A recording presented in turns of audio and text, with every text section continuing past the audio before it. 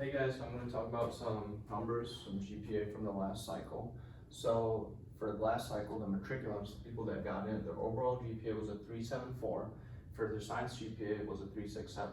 So I'm going to just go over some ways where you can raise your GPA, some things that medical schools look for, and if you happen to not be in college right now, if you're a high school senior, thinking about where to go to school, there are different schools you can go to where your GPA is a little easier to obtain and to keep, whereas let's say you go to University of Illinois at Urbana-Champaign, and let's say you're taking an intro to chemistry course, A minus is a 3.7, an A maybe a 3.8, and an A plus is going to be a 4.1. Whereas if you go to Michigan State University, if let's say your overall percent in the class is a 91%, which is an A minus, it would still count as a 4.0. So different schools use different grading systems and criteria, and really when med school looks at someone from UIUC versus someone from MSU, they're pretty much only looking at that number. So if you have a 3.8 from here versus a 3.8 from here, they're pretty similar, and the person who had a 3.8 from here worked substantially less hard than the person here, because if you had an A minus here, that would be a 3.7 versus an A minus here, it would be a 4. So let's say you're already in college, you can't choose anything as to where you go to school for your grades. So let's say you're in college and your GPA is around this mark, maybe even lower, or maybe you just want to raise it a little bit. Well, you can take specific science courses that are listed on the AMCAS website that will raise your science GPA. And those classes are botany, ecology, and zoology.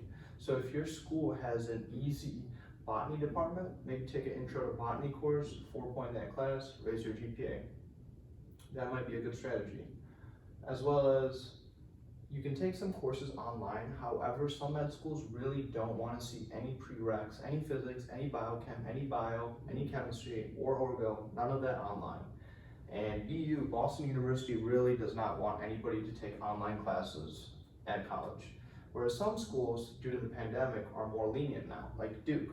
I personally took Physics 1 and 2 online at my school, and it might have been an issue at some schools, but I got in somewhere, right? So if you apply to enough schools, some schools are not gonna like some things you did, some schools are. It is what it is.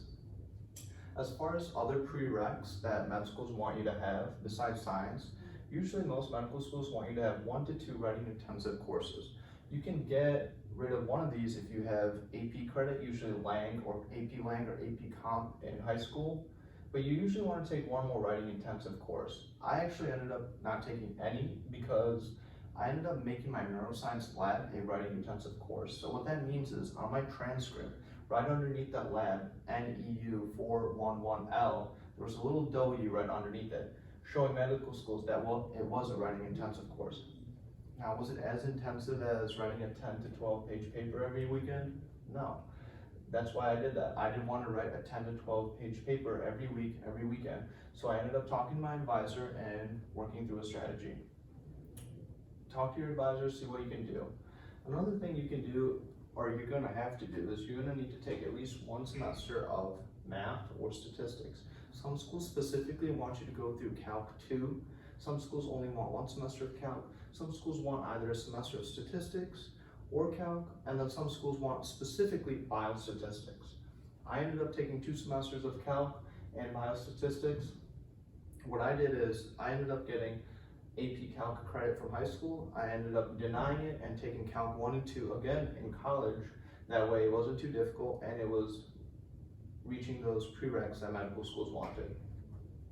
As far as humanities and social sciences, those are kind of variable. Some schools want you to take 1 course, like University of Wisconsin. Other schools, like University of Iowa, want you to take 4 courses with an emphasis on race and racism. So if you know which medical school you want to go to, or let's say you have no idea, I would first recommend looking at your state school. Your public medical school will have all this information, and that's going to probably be your best bet as far as a school that you want to apply to right away, once you are ready to. So let's say your home state school was University of Iowa. You're going to want to take some classes on race and racism to increase your chances.